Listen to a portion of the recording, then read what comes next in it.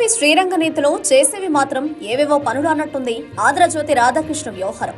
అన్ని నిజాలే చెప్తున్నట్లు, నిర్భయంగా రాస్తున్నట్లు, దయ్యాలు వేదాలు వల్లించిన మాదిరిగా విశ్లేషణలు కొనసాగిస్తుంటారు.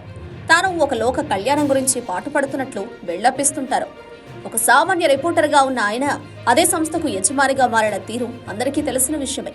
తెలుగుదేశం పార్టీకి ఒక కరపత్రికగా, తాను ఒక టీడీపీ కార్యకర్త మాదిరిగా వ్యవహరిస్తుంటారు. పైకి మాత్రం న్యూట్రల్ మనిషిగా తనను తాను చూపించుకునే ప్రయత్నం చేస్తారు.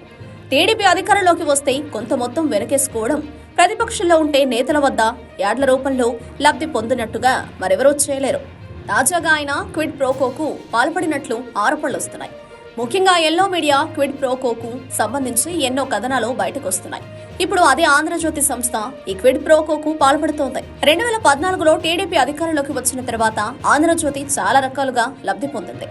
యాడ్లతో పాటు అసెంబ్లీ ప్రత్యక్ష ప్రసారాలు వంటి వాటితో లబ్ధి పొందినట్లు ఆరోపణలున్నాయి. ఇక ఎన్నికలు వచ్చినప్పుడు ఆ పత్రిక ప్రతాపం అందరికీ తెలిసిందే. తాజా ఎన్నికల్లో కొంతమంది అస్మదీయులకు సైతం రాధాకృష్ణ టికెట్లు ఇప్పించుకున్నట్లు ప్రచారం జరుగుతోంది. మరోవైపు రాష్ట్ర వ్యాప్తంగా 175 నియోజకవర్గాల్లో పోటీ చేయబోయే కూటమి అభ్యర్థులు తప్పకుండా ఆంధ్రజ్యోతికి యాడ్లు ఇవ్వాలని ఆదేశాలిచ్చినట్లు సమాచారం. అందులో భాగంగానే భాష్యం ప్రవీణ్ లాంటి నేతలు ఆంధ్రజ్యోతికి ఫుల్ పేజీ యాడ్లు ఇస్తున్నారు. యువగళం, రాకదిలిరా వంటి సభలకు ఇప్పటికే నేతలు ఫుల్ పేజీ యాడ్లు ఇచ్చారు. ఇప్పుడు ప్రతిరోజు దర్శనమిస్తున్నాయి. రోజుకు సగటున కోట్లాది రూపాయల ఆదాయం యాడ్ల రూపంలో వస్తోంది. ఎన్నికల వరకు ఇదే తరహాలో ఉంటే 100 కోట్ల రూపాయలు ఆదాయం సమకూరుతాయి. ఇది కూడా క్విడ్ ప్రోకోకు కింద వస్తున్నట్టే కదా. అయితే తాము చేస్తే నీతి, ఎదుటివాడు చేస్తే అవినీతి అన్నట్టుంది రాధాకృష్ణ వ్యవహారం. అలా అలవాటు పడిపోయారు కూడా. వారిని మార్చడం ఎవరి తరం కూడా కాదు.